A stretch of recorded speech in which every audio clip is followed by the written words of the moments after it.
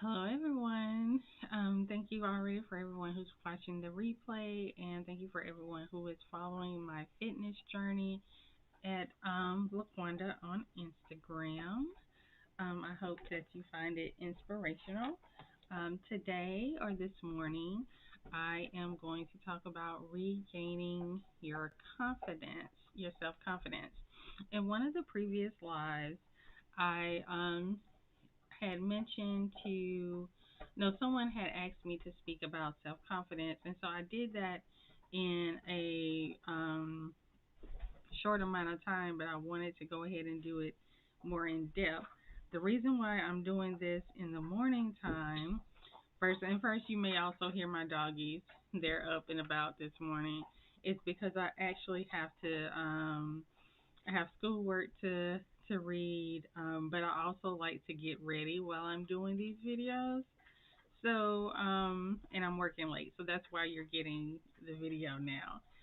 But when you're thinking about self confidence, it goes beyond that one moment that happened, because typically with self confidence, there can either be one incident that had taken place or a series of incidents um, that have taken place. So if you look at it from the perspective of a boxer, for instance, there is a way to you can get a you can knock someone out. It's that one blow, and then you win the match. And I'm not quite sure about it because I'm not a real boxing fan. But based upon how many points and what the scorecards say, and sometimes confidence isn't taking away all at one time. It's taking away one jab by life at a time. So while you're trying to move forward, you get this obstacle in the way, and then you get that obstacle in the way, and then you get that obstacle, and you start hitting all of these getting all of these blows to where you begin to feel as if, am I going to make it through this, or if I have the ability to do this anymore? And that's where that lack of self confidence comes from. I always like to share a personal story when I do these videos, because not only is this something that I have lived through, this is these are things that I also teach my clients, not my personal story, but also things with regards to just rebuilding um, your confidence. So, one thing that you have to do when you're starting the journey, because it is a journey to rebuilding your self confidence, is that you have to forgive yourself. Sometimes you haven't necessarily done something, but when things don't work out, we beat ourselves up so bad, and we overanalyze, and we just do these emotional blows to ourselves, to where we are blaming ourselves for, if you would have done this differently, then we wouldn't be in this I wouldn't be in this predicament. And we really take ourselves through the ringer. And the thing that you have to realize is that who you're meant to be is sometimes on the other side of you being able to offer yourself forgiveness, and just for either maybe you missed a step, or maybe you've been beating yourself up over things that you didn't have any control over, and you just need to extend some forgiveness to yourself and just say, I forgive me. And that is so powerful, to offer yourself forgiveness, because we're trained now to offer other people forgiveness, but we're not trained. Good morning, rise and shine. But we're not trained to offer ourselves forgiveness. Now, another thing when you're going into forgiveness as well, and someone had to tell me this, is that you have to offer yourself grace. You're not going to hit every mark all the time. You're not going to get everything right all the time. Sometimes we accomplish things that we want to accomplish right on, and sometimes we don't. And so when that happens, you have to give yourself grace for being human. You have to give yourself grace for for not always being on go like that. Um, a part of my journey with my self confidence is that when I had first became ill, I could not work as a therapist. So it was very difficult for me to apply for positions in terms of therapy positions because I had lost my ability. I had questioned whether or not a company would hire me, one, because of my mental health condition, as well as, just me feeling like, okay, can I really, really do this? Because I did at one point, even though I'm in the field again now, I did at one point have a doctor tell me that I couldn't work in the field of mental health anymore because I wouldn't be able to handle it. And as you can see, that was not the case.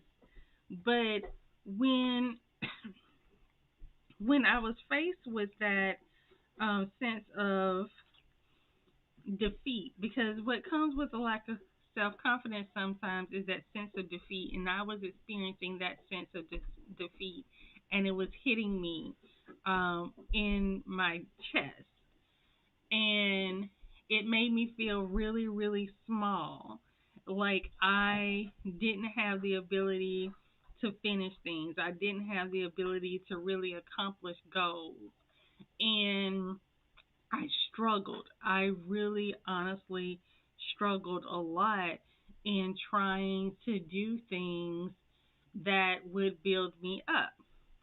So a part of, the journey of getting well, not just getting well, but getting on the path of boosting my self confidence, the second thing that I had to do was I had to remember my past victories. Even though I did have a chronic illness, I also had to remember, like, in spite of having this chronic illness, whether I knew I had it at that time or not, that I had been able to accomplish some really, good things in life. It's like you made it, to your master's. You got your master's degree, with a undiagnosed mental health condition, and you've been able to accomplish all these other things. And so I would go back and I would remember and write myself a list of these are the things that I had accomplished prior to losing my self confidence. And so it goes back to showing yourself the evidence that you have the ability to get things done. And that's why I know people get tired of hearing things. That's why things like journaling, and not even necessarily journaling. If you keep, and I pulled this out the other day, I think it was Sunday when I pulled this out.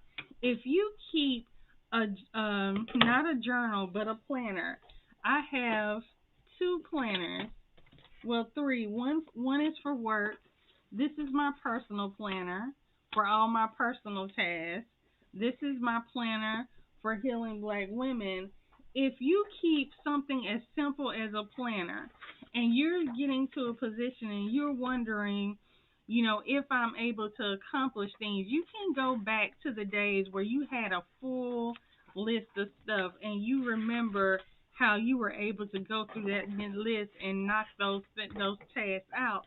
That helps you rebuild your confidence because it reminds you of what you have the ability to do. When we lose our self confidence, sometimes we lose our memory about who we are. Remember when Mufasa told Simba Remember who you are. That's what that's about. Remembering who you are when you are in a place when you're doubting yourself. And sometimes you have to look in the mirror and just say, and I don't care what people think about you. Look in the mirror and just say, you know what, I am bad when it comes to X, Y, Z. No one can touch me when it comes to this. I come with it in this particular area. You have to gas yourself up. And so I'm going to slide up in here. Another tip is say affirmations for yourself to gas yourself up either in the morning, in the evening, whatever you have to do. You know, don't and if you don't feel comfortable looking in the mirror, you don't have to look in the mirror, but sit down and gas yourself up. Whatever it is that you know no one can touch you on, then remember that, because all of those things can be transferred into another area. One thing that I realized early on is that when I started YouTube back in 2013 and I was doing hair videos, I realized how comfortable I was in front of the camera. And people would ask, how do you do that? And a lot of people um they're YouTubers and they're comfortable in front of the camera. But one thing that I knew about this particular comfort was that when it came to speaking, that's when I was in beast mode. And so it wasn't always about me coming on doing a hair vlog. It was about me feeling comfortable in speaking and how I love to speak. And no one can tell me that I am not a good speaker. People can't tell me that. There's always room for improvement and growth, and for me to know how to communicate to different audiences. But that core foundation, people cannot, no one can come to me and say, oh, well, you can't speak. I'm going to look at them as like, you might as well tell that to somebody else, because you're not damaging any part of me by saying that to me, because I know who I am. So you have to do those affirmations. You have to know those aspects. And I like to call them my absolutes. Identify your absolutes. These are those things that people can't touch you on, that, yes, you're cocky about, but you're humble enough to know that it's room for improvement for you to grow and to develop, that skill set. I am always growing and developing my skill set as a speaker. I'm always growing and developing my skill set as a writer. I'm being challenged right now, for instance, in my confidence level as a writer, because I'm in a doctoral program and I am being pushed to become a scholarly writer. And I am not a scholarly writer. I question myself. I go through imposter syndromes like, am I supposed to be here? But that ground level of me is like, LaQuanda, you know how to communicate through writing. This is a different style of writing. There are things that you need to learn how to write, but you know how to communicate through writing. And that's using my past victories and saying, yes, you've been a scholarly writer before. You obtained your master's. This is another level and it's more intense. But there are parts of you that exist that proves and gives you evidence that you are a scholarly writer. And that is how you have to connect those dots if you're going to rebuild your self confidence. You're going to have to look at those things in your life that you are really good at, and you're going to have to apply them to other things. And you say, well, I'm good at cooking. What does that have to do with, me being able to write a paper in school? Well, this is what it has to do. You have to get ingredients. You have to go to the store. You have to remember recipes. So how does that apply to going to a paper? You're an organized person. You understand time limits. because you can't burn your food. You understand time limits, and you are able to motivate yourself if you place yourself in an environment to where there is a reward. Give yourself a reward for completing a task. If your reward when you're cooking is people get to enjoy, a meal of yours, or you get to enjoy it, and that's your reward when it comes to that paper, give yourself a reward for that. It's like, where am I going to go this weekend when I finish this? Those things help build a confidence. Remember back in grade school when we would learn things and we would get that little star, and that star didn't mean wasn't worth nothing. We would just get stars lined up next to our name, but that built our confidence in completing the task, and we have to learn how to do that to ourselves. We have to give ourselves a star. You deserve a star when you complete a task. Don't let anybody tell you that completing tasks that are difficult for you doesn't deserve some sort of reward. You can give that reward to yourself. You don't have to wait for anybody else to give you a pat on the back for accomplishing something that is meaning for you. And this is what I'm going to tell you. Don't feel bad if you accomplish something that means something great to you and the people around you don't give you accolades for it. It happens over and over again. When you reach a milestone and you tell someone who's close to you and they either don't respond or they're nonchalant about it. You can't let that get to you. You That's just one of those things where you have to be your own cheerleader and something else, and we're going to get into it. So the next thing we're going to talk about, well, you know what, let's go ahead and get into it now. um, we're not looking for accolades from other people. That's setting yourself up, okay? You can set yourself up when you're seeking out accolades for other people when building your self-confidence, because this is the dangerous thing that can happen. If you link your self-confidence to what people say about you or the applause that people give you, when that applause stops or that those kind words stop, then your self-confidence can do what? Drop. That's why self confidence has to be an internal work that is not built upon external things that are connected to other people. Because when those people leave, or those, like I said, those nice words stop, and no one applauds for you, what do you have left? So think of self confidence as the internal work that you are doing, and not in connection to external people. Now, there is a difference between holding on to other people's words, and the other tip I want to offer is seeking wise counsel. And I emphasis on wise because as I talked to, as I shared last night, everyone who's speaking is not speaking to you. And I said it again, everyone who is speaking is not speaking to you. So it is important. Wise counsel is important when you're building your confidence, because you can have someone who cares about you, and someone who cares about your development can help you review things in your life and um help you see ways for improvement. Constructive criticism is a beautiful thing.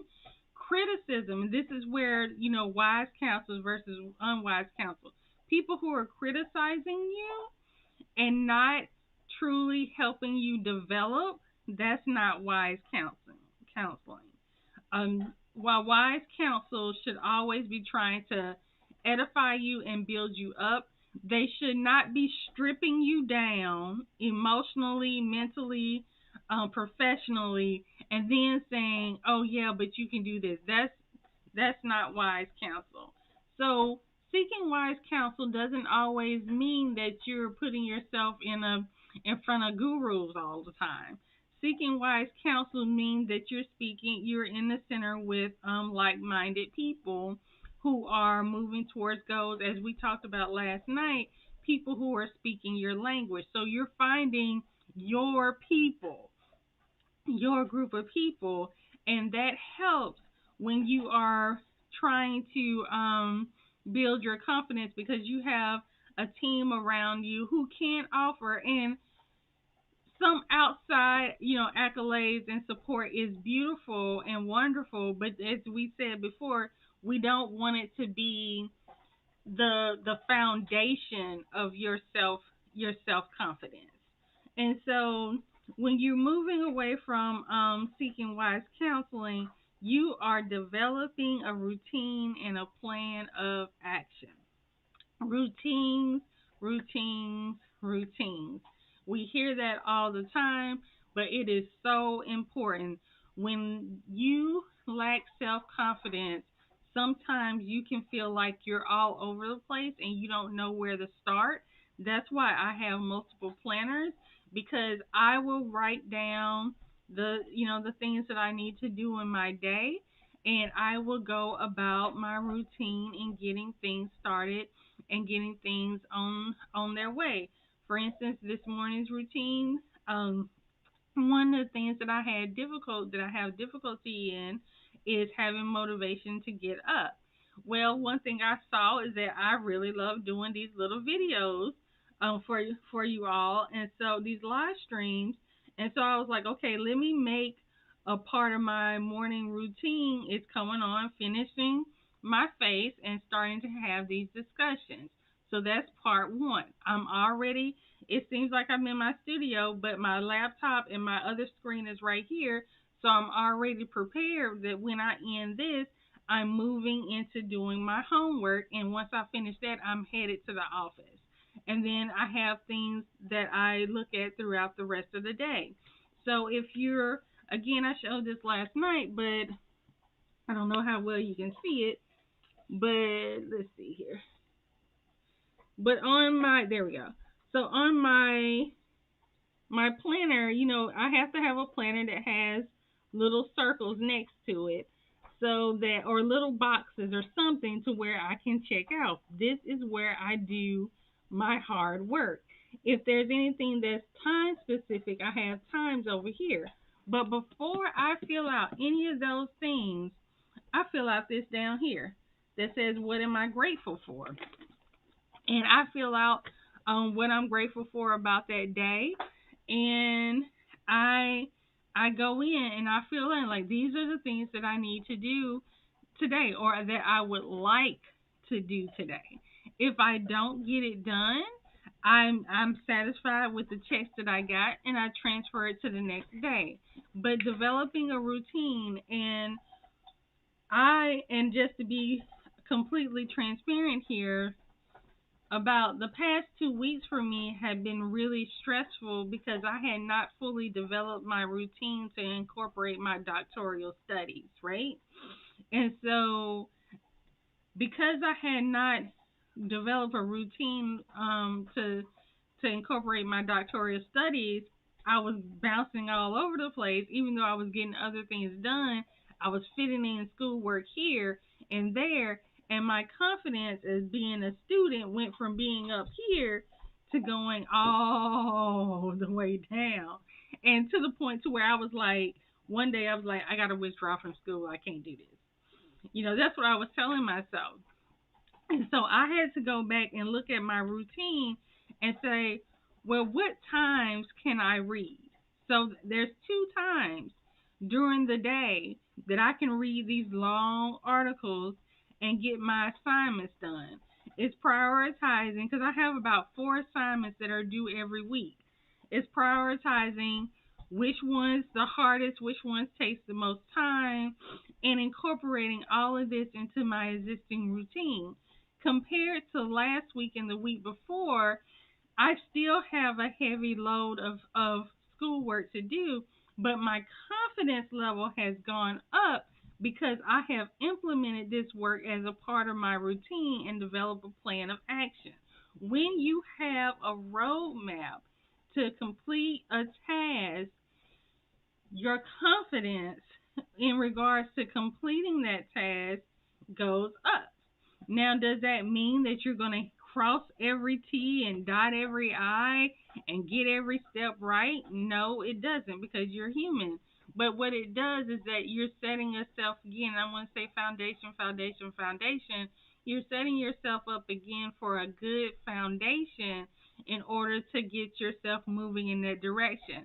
And for every little task that you're able to accomplish, your self confidence goes up and improves. And that is something else. If we go back to the second one, remembering past victories, that's something else that you can add to your arsenal of, hey, this is something that I've been able to do. It's like, yes, last week was a rough week, but this week things are more structured. It's still just as difficult, but I have a plan of action to get me to the end. Um, so that's basically it for right now. I like to keep these like around 30 minutes.